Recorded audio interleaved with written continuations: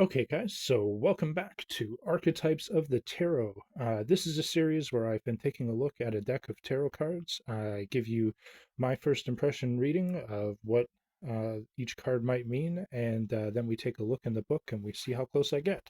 So today we're going to be continuing our series with the Chariot card, which is a fairly complex card as far as symbolism.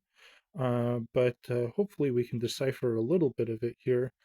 Um, Basically, as far as my understanding of it, the chariot represents our motivations.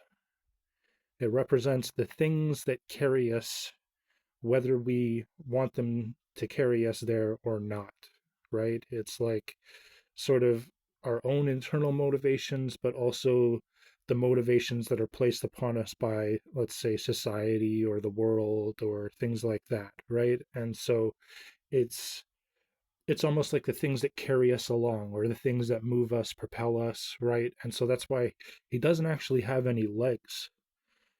He's kind of just a floating torso with a magical chariot underneath him with two statues, and the two statues are actually interesting. I'm going to pull out the High Priestess card because we once again have this mirroring of the white and black pillars, and I don't think that that's an accident. I think that that's actually completely intentional, and that they actually do, from an alchemical point of view, represent a balance between those two forces.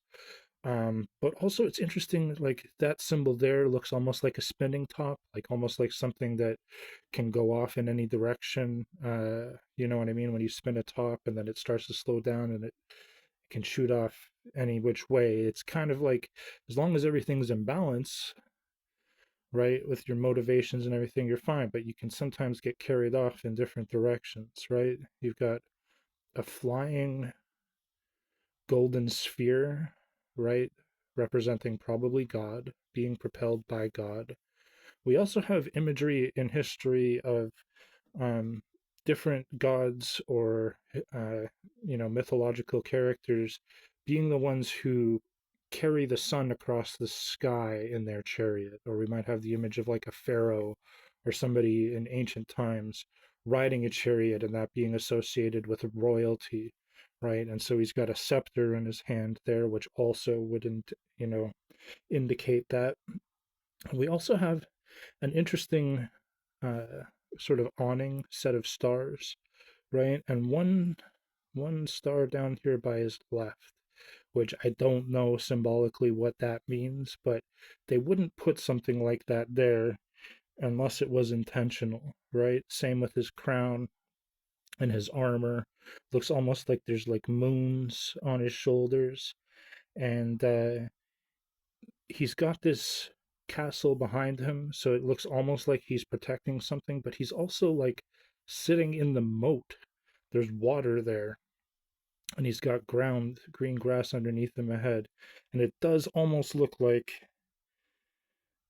those statues might supposed to be like feminine sphinx type statues. So I don't technically know what a lot of that means beyond the fact that I think that like even the white square on his chest, no idea, right? But I do think that it has something to do with your motivations, the things that carry you and propel you forward. And so that's my understanding of what the chariot means, right? And so when we look at that in relationship to our stories and things that we've been talking about, right? It's our characters' motivations, it's the motives that are placed upon them by the story. Like, here's what you're supposed to do, here's what we want you to do, here's what society thinks you should do, all those kinds of things. And so there's almost like a balance kind of aspect to this character, right? It's like when you examine the motives, let's say in like a murder mystery or something like that, it's like each character has a concrete motive, let's say, or no motive, depending on who you're examining in what case. But it's almost like when you examine the character, you can almost like tick off, okay, well, these might be their plausible or possible motives without even having to consult them about it, right? It's almost like you know like a little bit of the background about the character, what their interest is in each of the realms of, you know, whatever the story is, and from that you can almost deduce what their motivations are or what the things might be that are propelling them, right? And so from an analytical standpoint, it's like each of the cards, each of the archetypes gives you a clue, right, about the nature of people's behavior or thought, or you know how they view the world. And so their motivations is definitely going to be a concrete item that we're going to want to examine in all types of storytelling. And so that's why we have this card.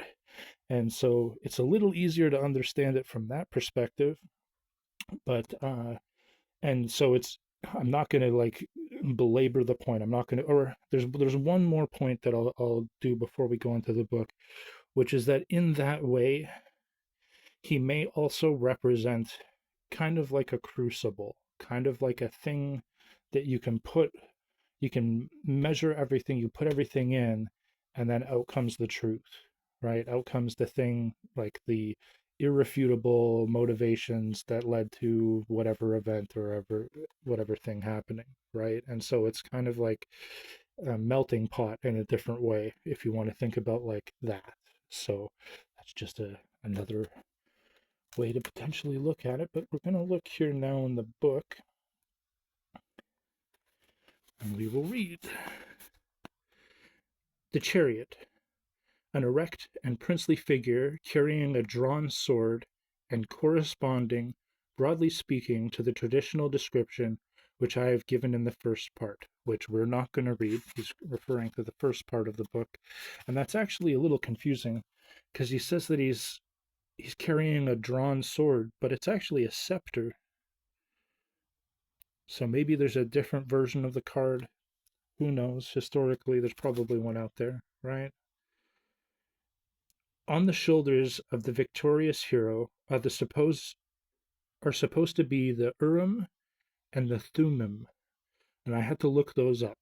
And what those are were apparently some part of the priest's robes in uh, ancient Israel and or Judaism, and they were used as some sort of like a yes or no, you know, balancing between two uh not positions, but like uh points of view, let's say. So they would use the left and right shoulders, armor, mirrors. I don't know exactly what they're supposed to be here.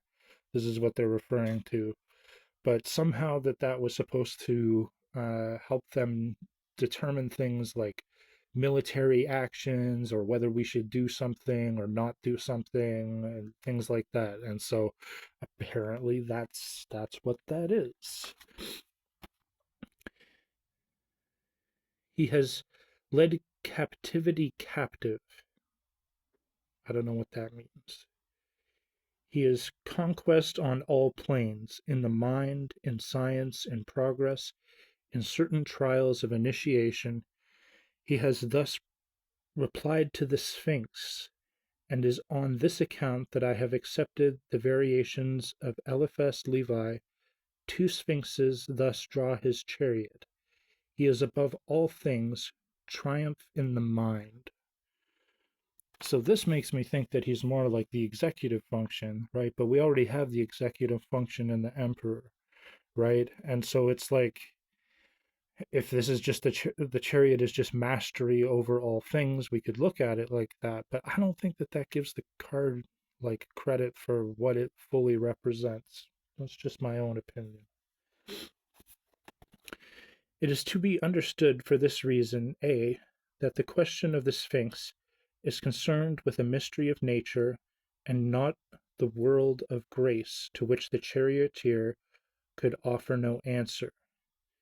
B, that the planes of his conquest are manifest or external and not within himself. Okay, so it's external conquest. And C, that the liberation which he effects may leave himself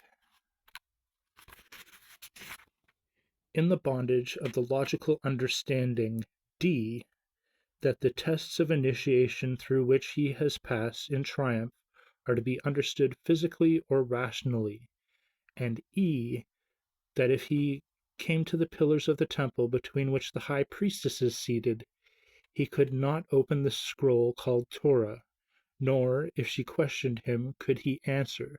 He is not hereditary royalty, and he is not priesthood. That's interesting. I'm going to show you something.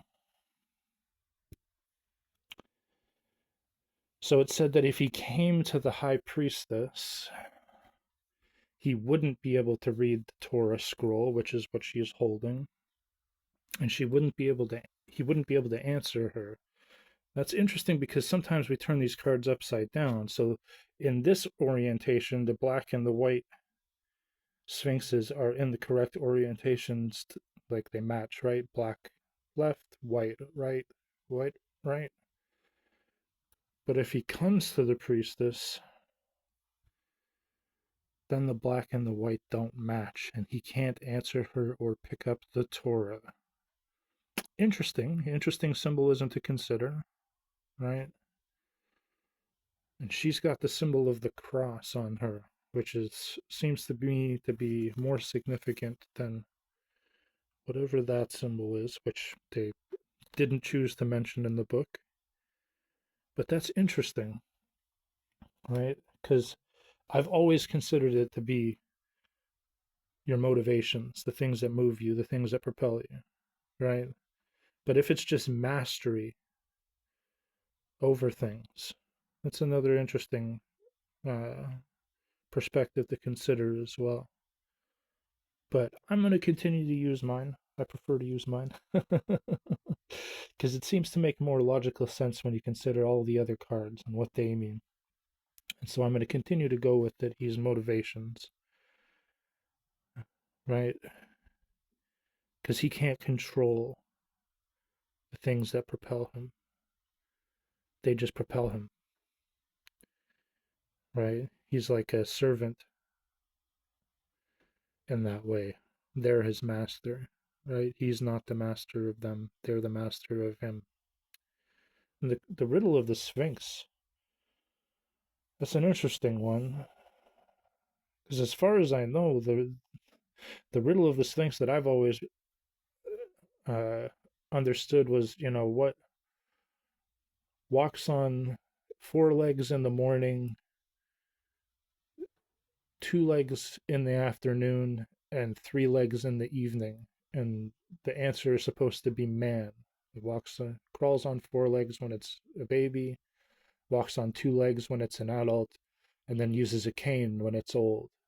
And that was traditionally the riddle of the Sphinx. But maybe we should look up the riddle of the Sphinx one day and just see, because to me the alternative version, right, of the riddle of the Sphinx is, why do you even have a Sphinx? What is a Sphinx? What is a Sphinx in and of itself? That's the riddle, right? And to me, it's like, why do you have an anthropomorphized human cat hybrid that's supposed to make you question things? Now, that's just an interesting thing to consider. And so, with that, that's going to be our discussion of the Chariot card. Sorry it's not as in depth as maybe some of the other ones. To me, it's just not that complex of a card compared to some of the other ones. It's like, once you sort of understand those principles, it doesn't go much beyond that, and it's easy to understand what people's motivations are. You know what I mean? But if we wanted to, the last thought I'll leave us with, you know, if it is our mastery, our ability over things, it's almost like, I'm not going to say that it's our motivations because that's not fair, but I'm going to say that it's like the hero of our stories, the hero characters in all of our stories, right, have that sort of element about them where they don't necessarily have to try for things, or once they've done something, it's sort of like we don't question that anymore, right? It's like they are that thing. They've done the thing. Luke Skywalker, goes to Dagobah and learns the Force from Master Yoda. He does the thing. He is the Jedi, and we that's how we view him in the story, right? But to me, that's kind of a boring way to look at the card. That's a boring way to like try to examine things. And so I much prefer, what are the motivations? What are the things that propel us? What are the things that drive us on that we can't even control ourselves, right? And that's my preference for how to interpret the card. But hopefully you guys enjoyed that. If you did, please leave a like, comment, subscribe, share, all that fun stuff. And join me again next time, where I'm sure we will continue and do more fun stuff. So we will see you next time. Have a good one, guys.